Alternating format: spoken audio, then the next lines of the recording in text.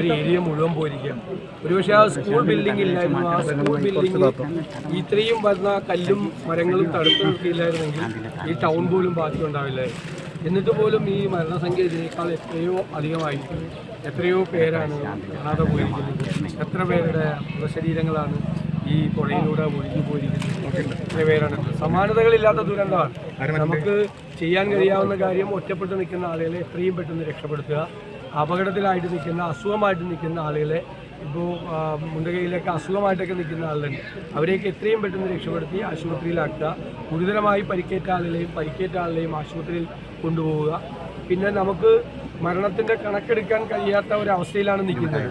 നമ്മൾ ഗവൺമെൻറ്റിനോട്, റവന്യൂ മന്ത്രിയോടും മുഖ്യമന്ത്രിയോടും അഭ്യർത്ഥിച്ചിട്ടുള്ളത് നമുക്ക് ഇൻക്വസ്റ്റ് എത്രയും പെട്ടെന്ന് പൂർത്തിയാക്കി പോസ്റ്റ്മോർട്ടം ഒഴിവാക്കാൻ വേണ്ടിയിട്ടുള്ളൊരു ജനറൽ ഓർഡർ.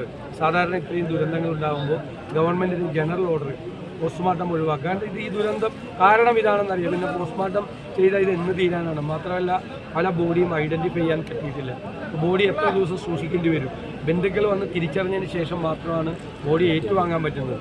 ചെയ്യാവുന്നത് ഇൻക്വസ്റ്റ് എത്രയും പെട്ടെന്ന് ഏറ്റവും വേഗത്തിൽ പൂർത്തിയാക്കി പോസ്റ്റ്മോർട്ടം. അപ്പോൾ അത് ഗവൺമെൻറ് അതിൻ്റെ ആലോചനയിലാണ്. ഞാൻ അങ്ങനെ ഒരു അഭിപ്രായം റവന്യൂ മന്ത്രിയോട് മുഖ്യമന്ത്രിയോട് പറയും. എന്നൊരു ജനറൽ ഓർഡർ സാധാരണ കാരണമാണ്. അത് കഴിഞ്ഞ് നമുക്ക് പോസ്റ്റ്മോർട്ടം ഒഴിവാക്കാം. ഇനിയും ഇങ്ങനെ ബോഡികൾ വന്നുകൊണ്ടിരിക്കുന്ന ഒരു സാഹചര്യത്തിൽ അതാണ് നമ്മുടെ പോകുന്നത്. പിന്നെ എത്രയും പെട്ടെന്ന് നമുക്ക് ഇതിന് പറ്റാവുന്ന ഒരു അവസ്ഥയിലല്ലല്ലോ ഇപ്പോൾ ഈ ഹെലികോപ്റ്ററൊന്നും ലാൻഡ് ചെയ്യാൻ പറ്റാവുന്ന അവസ്ഥയിൽ. അങ്ങനെയുള്ള ഹെലികോപ്റ്ററുകളൊക്കെ നമ്മുടെ രാജ്യത്ത് തന്നെ വളരെ കുറവാണ്. ലാൻഡ് ചെയ്യാൻ പറ്റാവുന്ന, അടുത്തുപോലും ലാൻഡ് ചെയ്യാൻ പറ്റാവുന്ന ഒരു ബുദ്ധിമുട്ടാണ്. അവിടെ എങ്ങനെയെങ്കിലും എത്തിച്ചേരാൻ ശ്രമിക്കുക എന്നതാണ്. എല്ലാ വഴികളും നോക്കുക. സൈന്യത്തിൻ്റെ ഇത് വന്നിട്ടുണ്ട്, NDRFൻ്റെ ഇതുണ്ട്, സർക്കാരിൻ്റെ സംവിധാനങ്ങളുണ്ട്, പിന്നെ നല്ല വോളണ്ടിയേഴ്സ് ഉണ്ട്. എല്ലാവരും ചേർന്നിട്ട് പരമാവധി ചെയ്യാൻ കഴിയാവുന്ന കാര്യങ്ങൾ ചെയ്യുക. അതിനൊരു പ്ലാൻ സർക്കാർ ഉണ്ടാക്കിയിട്ടുണ്ട്. എല്ലാ ഏജൻസികളും അവരെയാണ് നമുക്ക് അതിനു മുമ്പ് അവരെ രക്ഷപ്പെടുത്തി എടുക്കുക എന്നുള്ളതാണ്.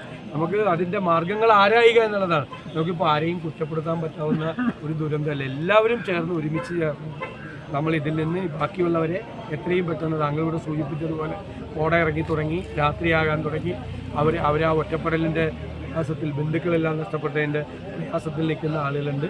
അവരെ എത്രയും പെട്ടെന്ന് എന്തായാലും ആ ഒരു ഹെലികോപ്റ്ററൊന്നും ലാൻഡ് ചെയ്ത് രക്ഷപ്പെടുത്താൻ പറ്റാവുന്ന ഒരു സാഹചര്യമില്ല. കാരണം മഴ മാറുന്നില്ല. ഇനിയിപ്പോൾ കോട വന്ന സാഹചര്യത്തിൽ ഒരു കാരണവശാലും ലാൻഡ് ചെയ്യാനും കൂടി പറ്റാത്ത സാഹചര്യമുണ്ട്. എല്ലാ സാധ്യതകളും ആലോചിച്ച് കഴിഞ്ഞിട്ട് നമുക്ക് ആ സാധ്യതകളെ പ്രയോജനപ്പെടുത്താം എന്ന് തന്നെയാണ്. അതിൻ്റെ പൂർണ്ണമായ അത് സർക്കാരും എല്ലാവരും ഒരുമിച്ച്, കേന്ദ്ര സർക്കാരിൻ്റെ എല്ലാവിധ സഹായം കിട്ടുമെന്ന് തന്നെയാണ് നമ്മുടെ പ്രതീക്ഷ. എല്ലാവരും കൂടി ഒരുമിച്ച് ഈ ദുരന്തത്തെ നേരിടുക, ഇതിനെ മറികടക്കുക. എന്തായാലും നമുക്ക് ആർക്കും സഹിക്കാൻ പറ്റാത്ത, ഓർക്കാൻ പോലും പറ്റാത്തൊരു ദുരന്തമാണ് ഉണ്ടായി. ഇനി അതിനെ മറികടക്കുക എന്നല്ലാതെ നമുക്ക് വേറെ ഒരു ഓപ്ഷൻ നമ്മുടെ മുമ്പിൽ